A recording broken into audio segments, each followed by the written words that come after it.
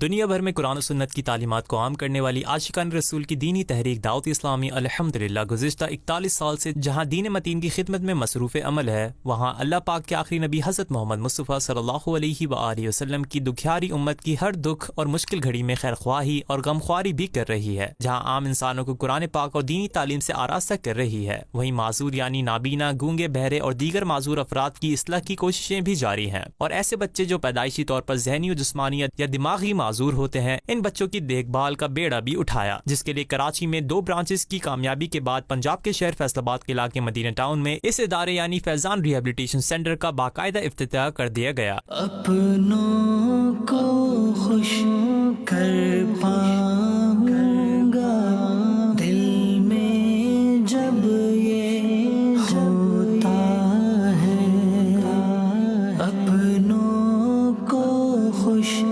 کر پاؤں گا دل میں جب یہ ہوتا ہے۔ افتتاحی تقریب میں سیاسی، سماجی اور دیگر شعبۂ زندگی سے تعلق رکھنے والے عاشقان رسول، مختلف شعبجات کے ذمہ داران اور فیضان ریہیبلیٹیشن سینٹر کی انتظامیہ کے اسلامی بھائیوں نے بھی شرکت کی۔ رکن شورا مولانا حاجی عبداللبیب اتاری نے سنت و بھرا بیان فرمایا اور فیضان ریہیبلیٹیشن سینٹر کا تعارف بھی پیش کیا۔ بچہ بڑا ہو جائے گا، اس کو میں سنبھالوں گا کیسے؟ بچی بڑی ہوگی تو رشتہ کیسے ہوگا؟ یہ بچہ آگے جا کے کمائے گا کیسے؟ تو آج کئی دکھیارے لوگوں کی یوں سمجھے دعائیں لینے کے لیے سینٹر بنا ہے۔ ابھی بھی اس کے کچھ چیزیں باقی ہیں جس کے لیے ہمیں فنڈ چاہیے گا، تو پلیز آپ اس میں اپنا جو تعاون ہے وہ جاری رکھیے گا۔ اور میں تو چاہتا ہوں یہ ایک نہیں، ایسی فیصل آباد میں مزید 4-5 برانچز بننی چاہیے، اور اللہ نے چاہا بنے گی۔ جب یہ چل جائے گا، آپ لوگوں کو لا کر دکھائیں گے تو پھر آپ کو لوگ کہیں گے کہ یار ایک ہماری طرف سے بھی بنا دیں، ایک ہماری طرف سے بنا دیں۔ سینگ از بلیونگ ہوتا ہے، جب کام شروع ہو جائے گا تو انشاءاللہ اور بھی ہوگا۔